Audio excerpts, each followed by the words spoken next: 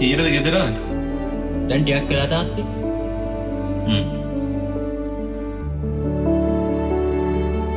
මොනවද පෙරේද පාසෙ?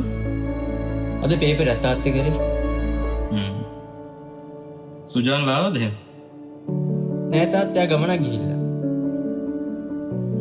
තනියම දාලා එතකොට. නෑ තාත්තා යාළුවෙක් එක්ක ආවේ.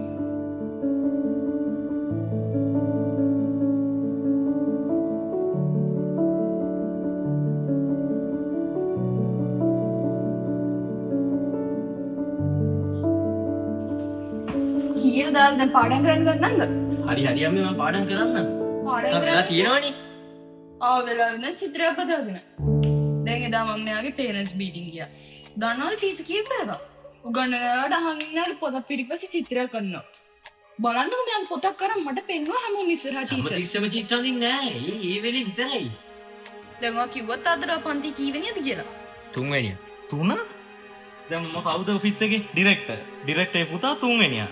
දැන් කවුද අර මේ පෙරේරාගේ දුවට ඒ නමයා. ඒක තමයි මාත්මයට හැම වෙලාවෙම කියන්නේ පාඩම් කරන්න කියලා. දැන් මොකද්ද ඔකෙන් බලාපොරොත්තු වෙන්නේ කියන්නකෝ මට. අපි මෙච්චර මහන්සිලාවට උගන්වනවා සල්ලි දැන් කරලා මේ චිත්‍ර ශිල්පියෙක් වෙන්න බලන්න අපි උගන්වන්නේ වට. ඔම් කියන්නකෝ මට මොකද්ද මේ කරන්න කියලා.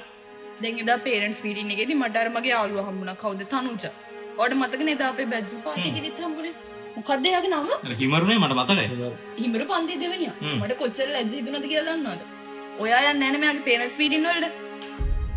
දැන් පාට එක විෂයකට ඔය ටීචර්ස්ලා දෙන්නෙක් ගෙනල්ලානේ උගන්වන්නේ. ඔය හිමරු. ඒ ළමයාගේ මේ ගෙනල්ලා ඔය වගේ අපි උගන්වනවා සල්ලිය දන් කරලා. ඒ ළමයිගේ. ඔයාගේ මේ පන්ති තුන්වෙනියා. ඒ ළමයා දෙවෙනියා.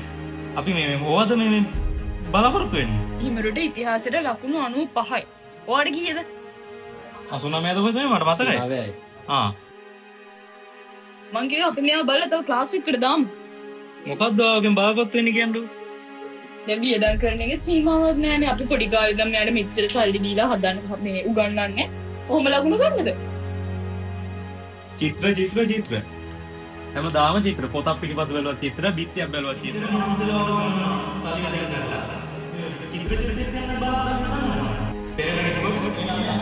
ඒක තමයි මම දැන් හැන්දරන් කියන්නේ පාඩම් කරන්න.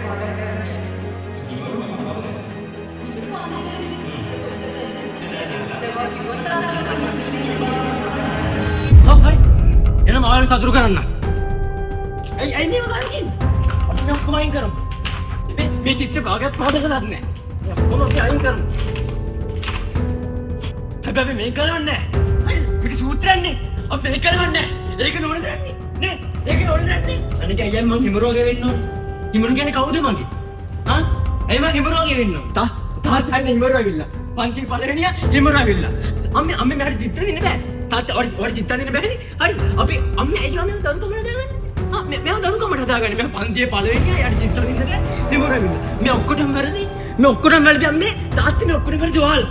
හරිද? ඔයාලා තමයි මේ ඔක්කොටම වැරදි. හරිද? හිමරු දරුකමට දාගන්නේ. එතකොට ප්‍රශ්නේ ඉවරයි. හරි. මට පන්තියේ පළවෙනියා වෙන්න ඕනේ නැහැ. හිමරු දරුකමට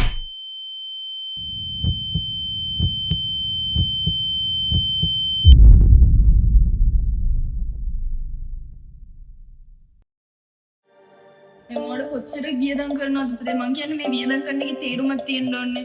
දැන්වත් පාඩම් කරන්න ගන්න. අර ළමයිට වඩා ලකුණු ගන්න. ඔයාලට තේරෙන්නේ නැද්ද අපි මෙච්චර? හරි මම පාඩම් කරන්න. මම නම් කියන්නේ අපි මෙයාට මේ චිත්‍රපට වරන්දන එකත් නවත්තන්න ඕනේ. මම දැන් ඔයගොල්ලෝ දෙන්නේ නැනවද? තාත්තේ ඒක